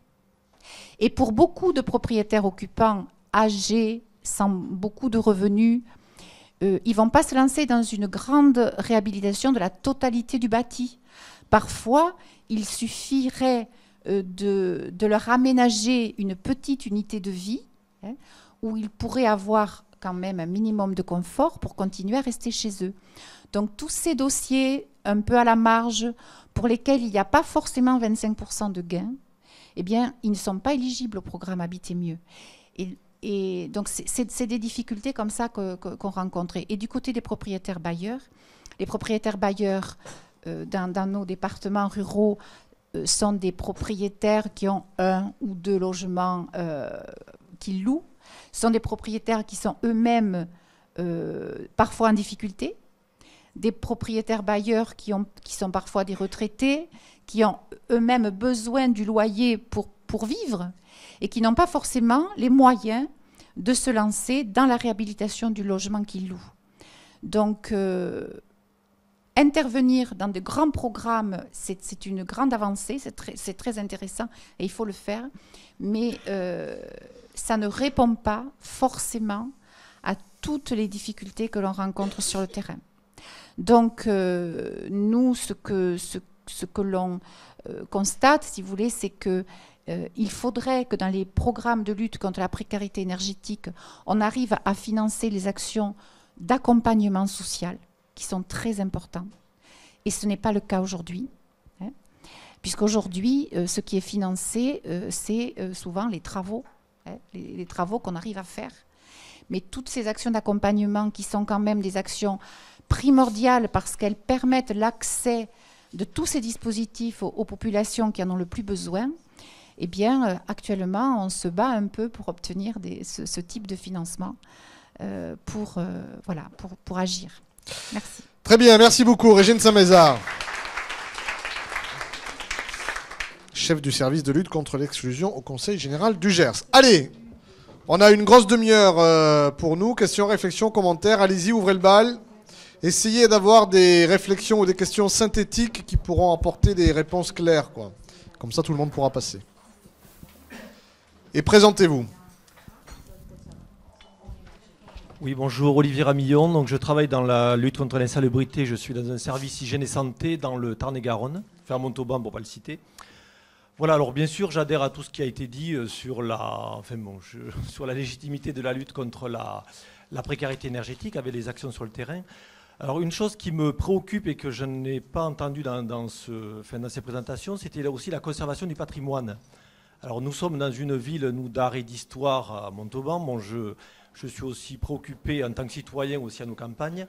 Et je suis assez, je dirais, désagréablement surpris par ces travaux de lutte contre la précarité, qui s'illustrent surtout par les changements de façade, les changements de fenêtres et des choses qui défigurent beaucoup nos immeubles. Voilà. Donc je pensais que c'était important de porter aussi la réflexion sur ce sujet-là. Donc je l'ai déjà abordé avec les architectes du patrimoine, les architectes des bâtiments de France. Et c'est vrai qu'ils sont assez isolés sur ces sujets-là. Et bon, c'est un sujet qui me préoccupe en tant que Français. Et puis là, habitant quand même dans des régions où il y a un patrimoine à forte valeur ajoutée. Ce serait dommage de le perdre pour notre tourisme également, notre attractivité. Pardon. Alors, est-ce qu'on est contraint à faire des choix entre les hommes et les pierres? Franck? Oui. Oui, on est contraint à faire le choix. La question que vous soulevez est effectivement soulevée dans beaucoup d'endroits où on a des réunions, des colloques et ainsi de suite sur le patrimoine ancien. Je suis désolé, moi j'ai une réponse qui peut être claire mais incomprise. À partir du moment où on ne peut pas faire de la qualité thermique pour diverses raisons qui sont compréhensibles par ailleurs, on ne fait pas du logement pour les pauvres. Donc on met dans ce patrimoine ancien les gens qui auront les moyens de payer le chauffage, ou on met en place un système de la collectivité qui a voulu préserver ce patrimoine en mettant des gens qui n'ont pas les moyens, et donc une subvention automatique pour que les gens puissent accéder au chauffage. Aujourd'hui, si on se projette un petit peu dans les augmentations futures du prix de l'énergie, la limite supportable pour faire du logement pour les catégories les plus défavorisées, c'est A, limite B, en catégorie étiquette énergie. Donc entre 50 et 80 kWh, au-dessus, ça explose. Donc voilà, malheureusement, la réponse c'est que oui, il faut faire un choix. Alors, on va vous passer la parole. On a des questions Internet parce que nous sommes suivis depuis Rodez. 30 personnes nous suivent depuis Rodez. Et puis depuis d'autres cyberbases, des questions qui nous viennent de Brassac, Rodez, Cugnot et Toulouse. Alors, une question sur les tarifs incitatifs de l'énergie. On sait que au séquestre, puisque Gérard Poujade n'a pas pu être avec nous ce matin, mais qui est président de l'ARM, mais aussi maire du séquestre, il a mis une politique incitative pour l'eau. Est-ce qu'on ne peut pas faire pareil? Et c'est une question qui nous est posée aussi par Jérôme Audouin, pour l'énergie, c'est-à-dire, ma foi, il y aurait un socle commun pour tout le monde, et puis plus on consomme, et si on a les moyens, on paie plus, si on n'a pas les moyens, on est aidé. C'est possible, ça, des tarifs incitatifs pour l'énergie? Franck se balance, ça n'a pas l'air si facile que ça. Françoise, Franck, allez-y, et François, vous prenez la parole. Allez. À nouveau, une petite réponse technique. Et sur ce sujet-là, notamment, j'étais la semaine dernière à la remise du rapport de la Fondation Abbé Pierre, où plusieurs personnes, François Hollande, Eva Joly et d'autres ont plus ou moins soulevé cette question de tarification progressive. Tarification progressive, on peut trouver des exemples en Californie, on peut trouver des exemples sur là où elle existe, c'est sur l'électricité. En France, l'électricité, c'est pas l'énergie de chauffage unique. Donc à partir du moment où on va... Alors, sur le plan environnemental, c'est une mesure... La tarification progressive, c'est une mesure environnementale portée par les associations environnementales depuis plus de 20 ans. Depuis quelques semaines, et je trouve ça assez inquiétant, elle a été rhabillée en mesure sociale. Moi, je pose la question aux différentes personnes qui ont travaillé sur la conceptualisation de ce truc-là en ce moment. Je suis dans mes réseaux en contact avec eux, en leur posant la question comment on fait pour le pétrole, pour le fuel, comment on fait pour le propane, comment on distingue une famille qui se chauffe au gaz et qui s'éclaire à l'électricité, et ainsi de suite. Et donc, il n'y a a priori, aucune bonne solution pour appliquer ce truc-là. Il faut trouver de la solution. Mais aujourd'hui, c'est un petit peu vite dit. Donc on a personne, je n'ai pas trouvé encore qui que ce soit qui soit en capacité d'expliquer comment ça peut marcher pour concerner l'ensemble des énergies et surtout pour lutter contre la précarité énergétique. Ouais. C'est là où ça ne va pas. Ouais. Françoise de Castille là-dessus, prenez le micro. Chose à en dire par rapport à ce qu'a dit Franck. Simplement, c'est que ce n'est pas entre nos mains. Enfin, en tout cas, au Conseil régional, on n'a aucune mesure qui permette effectivement de mettre en place ce genre de choses. Donc, bonne idée sur le papier, mais pas facile à mettre en place. Régine. Alors, c'est un peu annexe, mais il y a des tarifs sociaux qui existent pour l'électricité et le gaz, et uniquement avec les fournisseurs, ces deux énergies-là. Alors, on voit beaucoup en ce moment de publicité à la télévision là-dessus, sur les tarifs sociaux qui existent pour les personnes les plus démunies, et notamment avec ce décret qui tarde à apparaître pour les rendre automatiques, puisque vous savez que ces tarifs sociaux ne peuvent en bénéficier que des personnes qui ont la CMU, la couverture maladie universelle, donc vraiment les tranches les plus bas de revenus, c'est des gens qui ne dépassent pas 700 et quelques euros par mois de revenus pour une personne seule. Donc ces tarifs sociaux, moi j'ai vu à la télévision l'autre jour, permettent d'économiser 40 à 60% de la facture. C'est faux. C'est faux. Qu'est-ce que ça permet, ces tarifs sociaux? Ça permet une baisse par rapport à l'abonnement, un abonnement un peu réduit, et ça permet un tarif préférentiel sur les 100 premiers kilowattheures.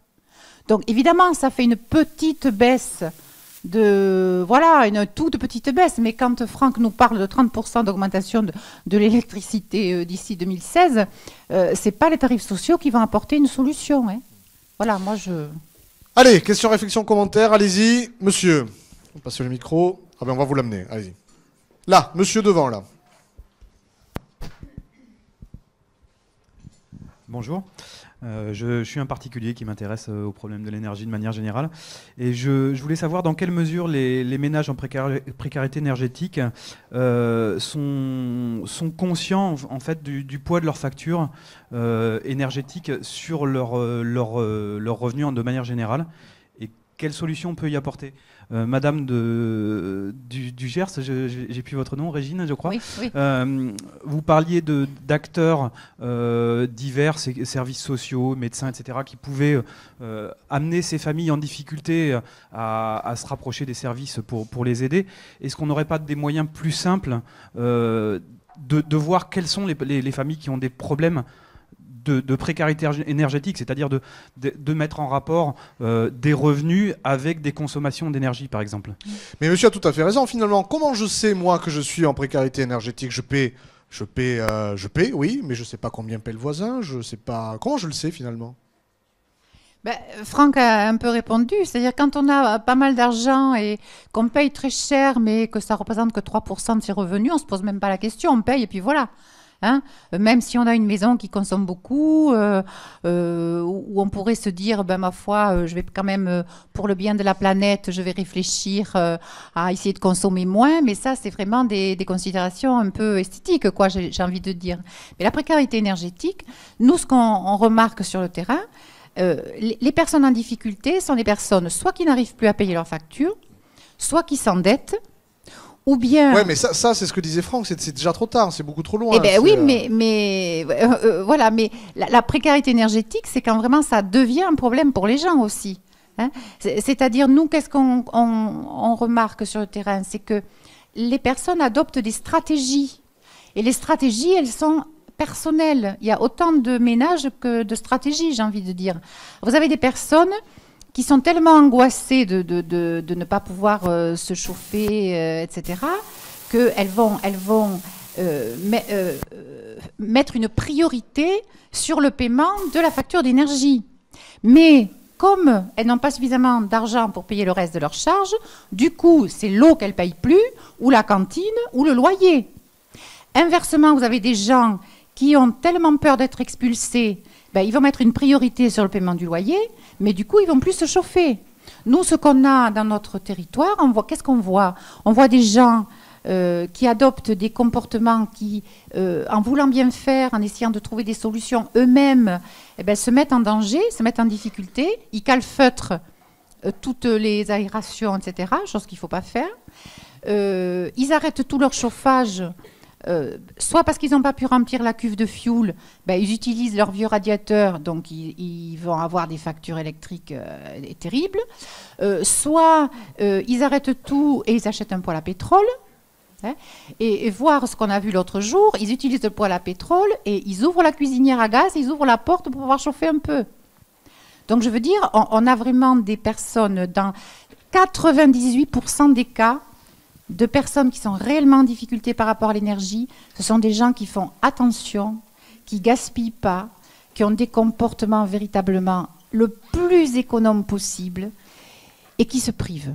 Voilà ce qu'on trouve dans la réalité. Toutes les personnes qui disent les gens qui n'ont pas beaucoup d'argent, s'ils n'arrivent pas à payer leurs factures, c'est parce qu'ils ouvrent les fenêtres avec les radiateurs allumés, c'est faux. Sur le terrain, c'est vraiment à la marge, mais vraiment à la marge. La majorité, je vous dis 98%, même plus, des personnes sont des gens qui souffrent, parce que soit ils ne se chauffent pas, soit ils se chauffent peu, ou alors ils réduisent leur surface, leur espace de vie. C'est-à-dire qu'ils vont chauffer 1 ou 2 pièces, et puis ils ne vont plus chauffer tout le reste de la maison. Alors, évidemment, avec toutes les conséquences que ça peut avoir en termes de bâti, vous savez très bien qu'un appartement qui n'est pas chauffé, il s'abîme, l'humidité, etc. Les problèmes au niveau de la santé, passer dans une maison d'un endroit assez bien chauffé à d'autres pièces où il fait très froid, c'est pas bon non plus. Et en termes social, c'est catastrophique parce qu'on a des familles avec 1, 2, 3 enfants. Ils réduisent leur espace de vie, donc ils sont un peu les uns sur les autres. Ça crée des conflits, ça crée de l'énervement, ça crée des tensions intrafamiliales. Et lorsque l'on redonne la possibilité aux gens de chauffer la totalité de leur logement sans se ruiner, eh bien, c'est toute la vie sociale qui retrouve sa place, des familles qui sont dans un relationnel beaucoup plus apaisé, des enfants qui peuvent inviter leurs petits camarades à venir à la maison parce qu'il ne fait pas 3 degrés dans la chambre, etc. etc. Donc les conséquences, le coût social de la précarité énergétique non traitée va devenir vraiment catastrophique, y compris des gens en termes d'insertion. On parlait de minima sociaux, mais nous, on a aidé une personne justement on a pu faire des travaux, on a pu lui redonner un confort à peu près acceptable. Cette personne nous a dit, maintenant que je peux rebouger dans mon appartement, je peux rebouger dans ma tête. Et donc, elle a repris des démarches pour chercher un emploi, etc. Physiquement, vous avez éprouvé ça, je pense, tous. Quand on a froid, on se recroqueville, on bouge pas, enfin, on est un peu tétanisé. Et bien, psychologiquement, c'est pareil. Et donc, c'est vraiment, au niveau social, très, très important de travailler la question. Allez, question, réflexion, commentaire. À vous, monsieur derrière et monsieur après. Allez-y, présentez-vous. Donc, Christian Rigou, je travaille à GRDF et puis j'ai travaillé autrefois dans le domaine de alors, comme vous, notamment avec les fonds FSL, puisque j'étais responsable des personnes qui suivent au sein de GDF Suez ces questions-là. Donc, moi, ce qui me semble avec ce débat, c'est qu'il y a en réalité 2 types de précarité énergétique, si on veut un peu simplifier les choses. C'est sans doute beaucoup plus compliqué que ça. Mais il y a, je dirais, la précarité très sociale, celle dont notre interlocuteur du GERT, pardon, c'est ça, oui, je dis pas de bêtises, oui. parle. Et ça, je l'ai connu effectivement. Et là, il faut, je dirais, des solutions non conventionnelles. Et c'est ce qu'elle a bien expliqué. Ce sont des solutions où, d'abord, il faut aller chercher les gens. Il faut quasiment traiter, cousu main, le sujet parce qu'ils ne peuvent pas y arriver tout seuls. Il faut le faire, mais ça ne représente pas la grande majorité je dirais, de ce qu'il va falloir faire en termes de bâti, notamment. Donc, il y a aussi l'autre pan qui concerne plus de personnes, d'ailleurs, hein, même si elles sont moins gravement touchées, mais qu'il faut traiter aussi, parce que, d'abord, c'est une question qui est sociale, mais aussi environnementale, et puis parce que, comme l'a dit tout à l'heure Bénédicte, ou ce qui a été dit à plusieurs reprises, ça risque de s'aggraver avec l'augmentation du prix de l'énergie. Donc il est encore temps de le traiter. L'un, c'est vraiment du curatif d'urgence. L'autre, c'est aussi en partie du curatif, assez urgent, mais qui ne demande pas les mêmes dispositifs parce que c'est beaucoup plus de monde. Et là, la question que je me posais, c'est est-ce qu'on ne peut pas, parce qu'on ne va pas envoyer quelqu'un dans tous les ménages, pas possible. Ce travail-là n'est pas possible. Par contre, est-ce qu'on ne pourrait pas, avec, je ne sais pas, un site internet, quelque chose comme ça, un endroit où on pourrait trouver tous les dispositifs en même temps, faire tous les calculs en même temps, parce que c'est vrai que même pour quelqu'un, je dirais, qui n'est pas en train de grelotter, qui a au moins le bac, franchement, je ne vois pas comment il peut s'y retrouver. C'est devenu trop complexe. Alors, je comprends bien que chacun a envie de dire « j'ai fait quelque chose », l'État, la collectivité locale, le conseil régional, et c'est très bien, mais il faudrait qu'il y ait un endroit, c'est le même problème d'ailleurs pour les aides aux entreprises, hein, c'est exactement le même sujet, il faudrait qu'il y ait un endroit où, ça peut être un système Internet, enfin que sais-je, où on peut faire tous ces calculs en une seule fois. L'idéal, ce serait d'avoir même un interlocuteur unique, mais là, je pense que je rêve. Alors, cette notion de guichet unique, madame, vous avez la réponse? On va passer le micro, si vous l'avez, c'est formidable. Bonjour. Présentez-vous. Aurore Sorel de l'espace Info-Énergie de Soleval. Et donc, justement, pour répondre, le guichet unique existe. Ce sont les espaces Info-Énergie où on renseigne toutes les personnes sur tout ce qui concerne la maîtrise de l'énergie dans l'habitat, que ce soit les aides financières, les petits travaux à réaliser en priorité, etc. Donc, ça existe. Après, il faut que ce soit... Je connais, mais ce n'est pas du tout le nom, ça. Si tout le monde vient vous voir, vous allez exploser. Donc, ah bah, Si tout le monde vient nous voir. Franck Dimitropoulos, les points info énergie, prenez le micro, là, il est là. Allez-y. Oui, par rapport à votre question, il y a plusieurs réponses, parce qu'il y a plusieurs niveaux de réponse à ce que vous posez comme problème. Un, le regroupement de l'information. Il n'y a pas grand-chose en France qui existe. Il y a un site qui est entretenu dans ce sens-là, qui est le site de la Fédération Habitat Développement, qui, sous mandat de l'ADEME, tient une base de données où on rentre le code postal et où on a la liste des aides locales. Voilà, c'est un travail d'enquête qui est fastidieux pour les gens qui tiennent ce site, parce que ce sont les collectivités locales qui doivent envoyer l'information, parce qu'elle n'existe nulle part. Donc c'est un véritable problème d'entretien. Mais ce site existe, il a le mérite d'exister, habitatdéveloppement.fr, de mémoire, comme ça, et ça vous permet d'avoir au moins un endroit où regrouper les choses. Ensuite, l'outil de calcul est impossible. L'outil de calcul est impossible dans la mesure où l'ensemble des dispositifs se croisent, se superposent, se chevauchent, et ainsi de suite, s'excluent les uns les autres. Et donc moi j'ai essayé de faire à une époque où je travaillais sur le bois énergie, de faire des outils de calcul pour recalculer les subventions une fois qu'on a le crédit d'impôt, le machin, le truc, et ainsi de suite. C'est un enfer. Donc imaginez sur la complexité des outils financement logement, quelque chose comme ça, c'est utopique. Et c'est là où, j'en viens à la fin de la réponse, on s'aperçoit quand on regarde un petit peu ce qui se passe un peu partout sur ces questions-là, sans accompagnement, rien ne se fait. Rien, absolument rien, ne peut se faire sans l'accompagnement individualisé. Ce que vous disiez sur les catégories de personnes à accompagner, difficile de bien cerner le problème, parce qu'on a des gens qui sont en pleine capacité, mais qui sont par exemple les retraités, qui sont dans une démarche où il va falloir convaincre des gens qui se sentent un petit peu au bout du voyage à faire des travaux sur un avenir lointain, donc c'est vachement difficile. D'autres, ça va être des complexités de montage de dossiers. D'autres, ça va être des complexités sociales avec des accidents familiaux et ainsi de suite. Et chaque type de montage en plus suppose des compétences différentes. C'est un enfer. Et sans accompagnement individualisé, et on a des milliers de personnes à mettre sur le terrain pour faire ça, sans accompagnement individualisé, on n'arrivera strictement à rien. Alors, Régine, juste un mot, parce non, mais sur ça, on a une question aussi de Rodez. Les points info énergie ne sont pas associés au programme dans le Gers, c'est chez vous, là? Ah si. Ils sont associés, oui? Ah oui. Parfait. Oui, un mot rapide, et Françoise, allez-y. Oui, alors le calcul, d'autant plus difficile que vous avez les grandes aides, les grands programmes nationaux, mais en plus, vous avez les régions qui n'ont pas les mêmes politiques, les départements qui n'ont pas les mêmes politiques. Ce qui est valable en termes de financement dans le Gers ne l'est pas dans la Haute-Garonne, ne l'est pas dans le Tarn-et-Garonne. Donc, vous habitez dans le Tarn-et-Garonne, vous pouvez avoir tel type de financement. Vous habitez dans le Gers, vous ne pouvez pas l'avoir. Vous êtes ressortissant de la MSA, vous pouvez avoir une aide amélioration habitat de la MSA. Vous avez des enfants, vous pouvez demander un prêt amélioration de l'habitat à la CAF. Vous n'avez pas d'enfants, vous ne pouvez pas. Enfin, je veux dire, on est bien là dans les financements, ouais. Au cas par cas. C'est inextricable.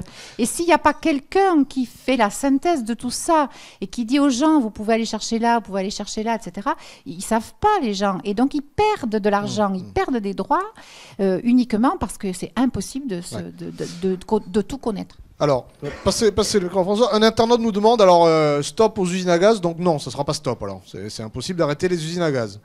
Ok. Françoise? Oui, mais mon commentaire était de la même teneur, effectivement. Ce qui m'inquiète le plus, c'est que des financements sont mobilisés, on n'est pas sûr de pouvoir les réaliser, effectivement. C'est le souci actuellement de la région Midi-Pyrénées sur ces aides et sur les financements qui sont mobilisés. Comment va-t-on faire, effectivement, pour qu'ils arrivent à destination? Le guichet unique, on le retrouve dans d'autres domaines. Alors j'ai envie de faire un petit commentaire qui sort un petit peu de notre réflexion de ce matin, mais est-ce que dans notre millefeuille actuellement de gouvernance, j'ai envie de dire, qu'est-ce qu'il faut faire pour que les choses soient simplifiées et que les compétences soient plus clairement établies? Et peut-être que nous avons à renoncer à certains échelons territoriaux, mais bon, ça va au-delà. On verra ça dans quelques mois. Monsieur, vous aviez une question? On va vous passer le micro.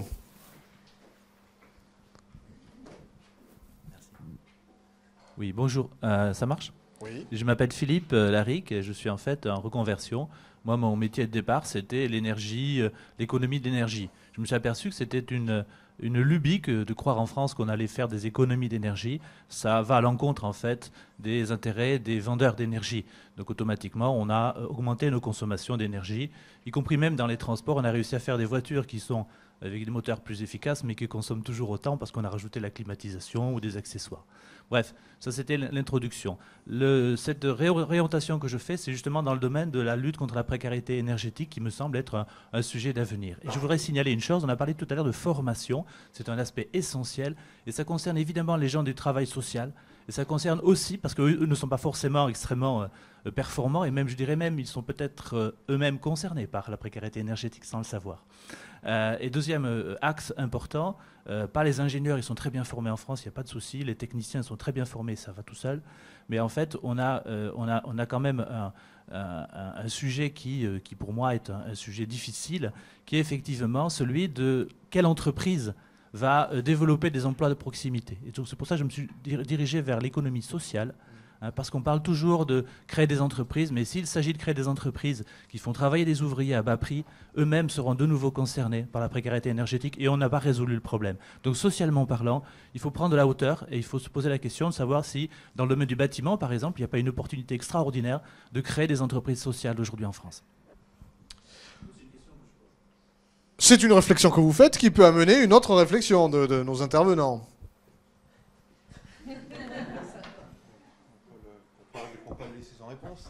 Pour pas laisser sans réponse, parce que c'est un peu dommage. Effectivement, il y a différentes réflexions qui sont menées. On sait que si on entame en France un véritable plan bâtiment, dans l'idée du Grenelle, moins 37% en 2020, et ainsi de suite, ce qui est déjà cramé, ça, on n'y arrivera pas. Mais on peut quand même tendre vers ça. C'est des dizaines, des centaines de milliers d'emplois à créer. À mon avis, vu le contexte du chômage, le problème du retour à l'emploi, des difficultés et ainsi de suite, il y a toute une partie de ce champ qui ira dans l'économie sociale et solidaire. L'essentiel reste quand même du travail technique, du lourd et ainsi de suite, qui nécessite de la formation de base, ainsi de suite. Et par contre, je vous reprends sur un petit aspect, sur les problèmes de formation par rapport à la précarité énergétique. Moi, je m'aperçois, parce que je fais de la formation, que même si on doit former différents intervenants à la technique pour leur faire comprendre la précarité énergétique, les techniciens, quel que soit leur niveau, on a besoin de leur expliquer ce qu'est la précarité, parce que sinon, ils font des belles choses, mais que les gens derrière ne savent pas utiliser. Exemple, mais il y a d'autres aspects, et ainsi de suite. Donc, personne n'échappe aux besoins à minima de sensibilisation sur ces questions-là. Allez, questions, réflexions, commentaires. Il nous reste 10 minutes. Je vais vous passer... monsieur, vous êtes à côté, allez-y. Oui, bonjour. Jérôme Audouin, donc moi j'avais participé. Ah, alors vous envoyez les mails et vous venez, c'est vous, hein? Je savais pas si à chaque fois vous faites ça, c'est bien. Comme ça, vous êtes sûr que la question sera posée, quoi. Mais donc moi, donc je vais arriver un peu en retard, mais je suis là aussi. Après vos différents exposés, moi j'ai l'impression que la précarité, les choix là que l'on a, ils sont nécessaires et c'est indispensable parce que c'est des réponses qui sont immédiates.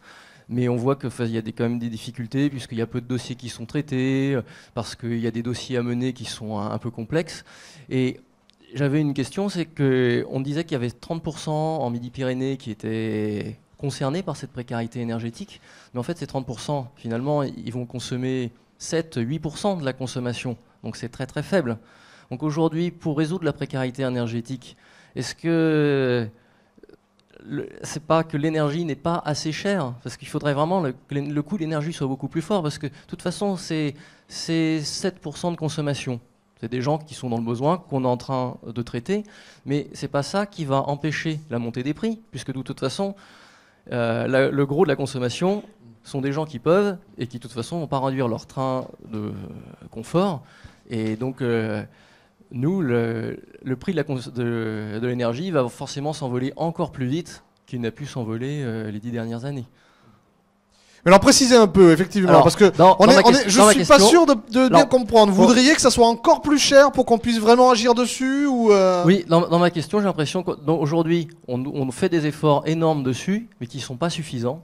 Et pour pouvoir faire ces efforts, il faut qu'il y ait une véritable solidarité, qui ne soit pas une solidarité qui soit faite simplement par les collectivités avec des gens qui sont dévoués, qui soit une solidarité qui soit véritablement collective. Bon, grosso modo, quand ça sera très très cher, j'arrêterai de laisser les fenêtres ouvertes ou de surconsommer. Il faut que moi je consomme beaucoup moins, puisque même si je fais un peu attention, moi ma consommation va peut-être diminuer de 40 ou 50%, mais ça sera énorme, et à ce moment-là, ça va contenir les prix de l'énergie. Donc il faut exercer une pression. On est plus dans le changement des mentalités et des comportements de tout un chacun, quoi. Comment, pour résoudre cette précarité énergétique, comment à la fois épauler ces 30% de démunis, mais aussi inciter les 70% à être solidaires. Ok. Françoise, c'est pas facile, ça c'est un peu comme le litre de gasoil à 5 euros, oui, 10 euros. C'est pas facile et c'est la question qu'on s'est posée au Conseil régional effectivement quand on a travaillé sur l'éco-chèque logement. C'est est-ce qu'on le réservait à une certaine catégorie de la population qui était dans des grosses difficultés, donc effectivement pour en même temps participer à la lutte contre le changement climatique et en même temps accompagner les ménages les moins aisés pour une meilleure qualité de vie, parce que vous l'avez dit un peu, mais ce qui est important, c'est qu'on a noté que de nombreux ménages ne se chauffent pas. Donc effectivement, ils sont peut-être en dessous des 10% de mobilisation de leurs revenus, mais par contre, ils ne se chauffent pas, c'est une histoire de qualité de vie. On a fait le choix pour l'instant, dans un contexte qui est celui qu'on connaît, avec des moyens financiers de plus en plus contraints, de s'intéresser à 40% de la population de Midi-Pyrénées, effectivement. Et ça aura immanquablement, si on mène à bien notre programme, des conséquences en matière de changement climatique. C'est le premier point. Je suis d'accord avec vous. Il faudrait qu'on puisse aller au-delà et accompagner l'ensemble des ménages de Midi-Pyrénées. Ceci dit, notre programme, c'est 7000 logements par an, quand on prend les deux aspects. Et les travaux qui ont été menés dans le cadre du schéma régional climat et énergie sur les besoins, simplement pour répondre aux attentes du Grenelle, pour Midi-Pyrénées, ça serait 70 000 logements. Voilà. Donc certes, la région ne peut pas tout, mais les autres, voilà, aussi, il faut qu'ils y participent. Régine, rapidement. Oui, rapidement, l'histoire des mentalités, moi je voudrais y revenir parce que on a commencé notre dispositif expérimental depuis le mois d'octobre, donc c'est récent, mais quand même ce que l'on constate, c'est que les premiers appels téléphoniques émanent des personnes les plus en difficulté qui nous ont été majoritairement adressées orientées par les services sociaux, alors que notre dispositif, il est ouvert à toute la population. Et malgré toute l'information qu'on a pu faire sur le territoire, on se rend compte que la population lambda, je dirais, il nous semble qu'elle se dit c'est pas un dispositif pour nous. Voilà. Alors que la question est-ce que je peux moins consommer, est-ce que je peux mieux consommer, devrait s'adresser à tout le monde, y compris à ceux qui sont aujourd'hui encore en capacité de payer leur énergie.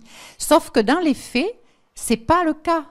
Et que toutes les personnes qui ne sont pas en difficulté, je dirais, financière, ou vraiment qui ne ressentent pas physiquement le problème du manque de chauffage, eh bien, au jour d'aujourd'hui, la grande majorité, ils ne se posent pas encore la question. Françoise et puis Bénédicte, un mot chacune. Alors, très rapidement, il y a quelqu'un de la salle qui en parlera mieux que moi, mais il y a un dispositif qui n'est pas encore à Midi-Pyrénées, Famille à énergie positive, et qui concerne effectivement toutes les familles. Qui est cette personne ? Marianne, elle n'est pas là? Je l'avais vue dans la liste. Mais entre la liste et la salle, la neige a fait son tri, quoi. Hein. Alors, Bénédicte, un petit mot.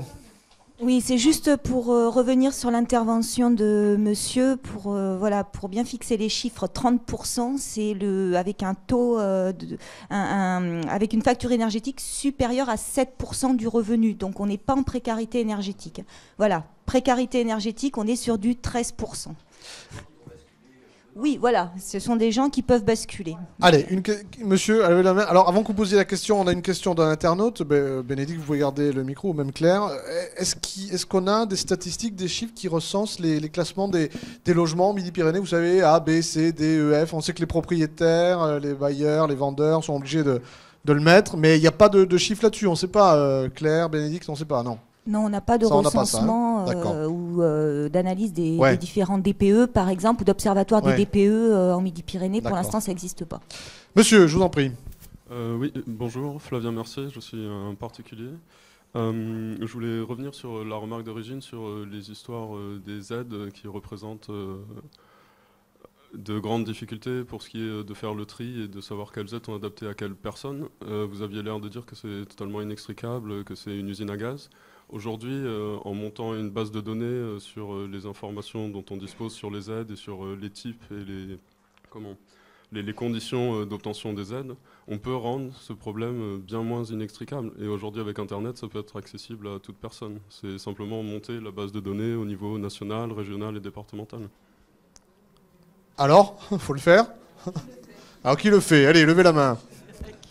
Après tout, pourquoi pas? Franck s'y est essayé il y a peut-être quelques années, peut-être il voudrait recommencer, se relancer dans l'aventure. Mais monsieur n'a pas forcément tort, effectivement, on a les chiffres, on a tout, ne serait-ce que pour aiguiller. Non, mais je reviens à la même réponse que tout à l'heure. Hein. Il y a une base de données qui tente de recenser les dispositifs qui existent. Et c'est un enfer pour faire remonter l'information, parce que le moindre village va avoir une aide au panneau solaire, et le village d'à côté, non. Voilà, on n'a absolument rien d'homogène. Et non seulement on n'a rien d'homogène, mais on a en plus des situations avec des publics et des institutions à géométrie variable, qui, si l'un intervient, l'autre n'intervient pas, et ainsi de suite. Donc, on pourrait le faire localement, monter un truc, machin, et ainsi de suite, si on a toute l'information disponible sur un territoire. Mais monter ça pour faire ça au niveau national, par exemple, supposerait d'avoir des dizaines de personnes constamment au téléphone pour faire les enquêtes, pour savoir ce qui se passe dans tel conseil municipal qui a décidé d'aider telle ou telle situation. Voilà, c'est la difficulté. Elle est plus au niveau de l'information qu'au niveau de tout le monde sait faire des calculs, c'est pas un problème. C'est l'information qui nous manque. Allez, il nous reste 5 minutes. Questions courtes qui appelleront des réponses concises. Monsieur, là-bas. Oui, bonjour. Est-ce qu'on a plus de détails sur la situation des logements insalubres, on va dire? Est-ce qu'il déjà il y a un lien fort entre la précarité énergétique et l'insalubrité des logements? Et est-ce qu'on a plus de statistiques? Est-ce que ces logements sont des maisons, des immeubles? Combien d'étages? Est-ce qu'ils sont situés en zone rurale ou en zone urbaine? Et derrière, en fait, ça pose aussi la question de la cohérence des aides. Si à un moment donné, on se rend compte que tous les logements ou toutes les personnes en précarité énergétique sont dans les villes, eh bien, il n'y a pas forcément de plan à mettre en place dans les communes rurales, ou vice-versa. Enfin, voilà, c'est une question plus globale sur les statistiques. Claire Boré, de l'INSEE. Statistiques, c'est vous, Claire. Bonjour. Je reviens sur la question d'avant, sur les statistiques, sur les catégories de logements. Ouais. Donc à l'INSEE, effectivement, on ne suit pas ça, mais je me demande si le service statistique du ministère, le MEDAT, le ministère du Développement Durable, n'a pas ce genre d'informations. D'accord. Et de même pour les informations sur les logements insalubres et ce type d'informations. Nous avons simplement le recensement de population qui... tous les 5 ans, permet d'avoir une caractérisation des logements en fonction de leur ancienneté et également sur des indicateurs de confort de ce logement. Donc, on peut en déduire effectivement le nombre de logements insalubres. Il n'y a pas forcément de lien entre insalubrité et précarité énergétique, alors? Voilà, ça, on n'a pas le lien effectivement direct entre on le suppose, mais on n'en est pas sûr. Énergétique, hein. Franck, vous le supposez, ce lien, ou vous en êtes persuadé? On a 2 outils principaux en France pour définir la qualité du logement, c'est l'insalubrité d'un côté et le décret sur le logement décent de l'autre. En fait, c'est des ensembles inclus les uns dans les autres. On est à peu près sûr que tout logement insalubre sera un logement potentiellement générateur de précarité énergétique. À l'inverse, tout logement générateur de précarité énergétique n'est pas encore insalubre. Par contre, un logement générateur de précarité énergétique utilisé par une famille qui n'a pas les moyens de le chauffer normalement, va utiliser des poêles à pétrole, va se sous-chauffer, va calfeutrer dans tous les coins, et à la sortie, le logement sera un logement insalubre. Le problème de l'insalubrité, mais je pense qu'il y a des compétences plus élevées que les miennes par rapport à ça. Le principe de l'insalubrité, c'est une grille d'évaluation, avec, il y a le jugement de la personne derrière, heureusement, et avec une double cotation, des points et un coefficient. Pour vous situer un petit peu où on place la thermique dans la grille de cotation, les points, c'est 1 à 3, et le coefficient, ça doit être 8, si j'ai bonne mémoire. L'éclairement naturel du logement, coefficient maximum possible, 1 à 3, donc 24 points maximum.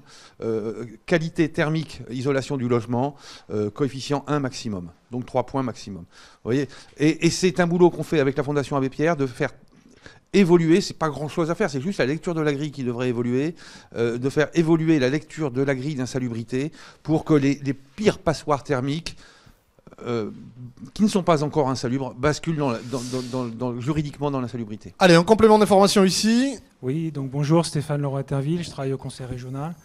Je fais le lien avec mon ancien métier, puisque je m'occupais de numérique avant, pour peut-être donner un éclairage sur la question de l'accès à l'information. Effectivement, c'est compliqué si tout est concentré au niveau national. Ça demande une mise à jour extrêmement complexe. Et la région Midi-Pyrénées a fait un choix différent qui peut apporter une réponse à ce qui a été dit, qui agrège l'information du niveau national au niveau local. Et l'accès se fait sur les sites internet de la collectivité, par exemple de la commune, et personnalisé. C'est-à-dire que l'État, au travers de la documentation française, met à jour des informations qui peuvent provenir de la CAF, de l'ANA, etc. La région peut y injecter dans ce système ses propres aides, par exemple l'éco-chèque. Et puis on continue comme ça, le conseil général et la commune peut également compléter le portail qui s'appelle SIP Midi-Pyrénées. Et ce portail se branche sur les sites internet des communes gratuitement de la région Midi-Pyrénées. Donc ce qui permet, alors non pas forcément de calculer pour chaque situation personnelle l'aide que j'aurai, mais au moins de trouver sur un même espace l'aide que peut m'apporter le niveau national, le niveau régional, le niveau départemental du département dans lequel je me situe, et puis jusqu'à donc la commune. Donc voilà une réponse appropriée à condition qu'effectivement la personne dont on parle accède à Internet et sache utiliser ce mode donc d'information. Et puis je voudrais aussi insister sur le fait qu'effectivement il existe en Midi-Pyrénées 11 espaces info-énergie qui sont là pour renseigner gratuitement les ménages, les personnes qui recherchent de l'information et qui donc peuvent constituer ces sortes de guichets d'information. Il existe également 67 opérations programmées de l'habitat. Ça ressemble un peu à ce que Régine nous a présenté. Peut-être dans les Gers, ils sont allés encore un peu plus loin. Mais enfin, il existe quand même 67 territoires en Midi-Pyrénées où des acteurs sont mobilisés pour informer et pourquoi pas accompagner les ménages qui sont dans des situations dites de précarité énergétique. Parfait, il est 11h, merci à tous. Prochain petit déjeuner, c'est le 28 mars, ça sera sur les transports, ça ne se passera pas ici, ça se passera à l'hôtel de région.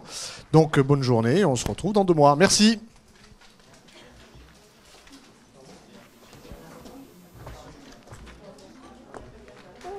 Si on cotait mieux l'insalubrité, si on faisait plus rentrer la thermique dans l'insalubrité,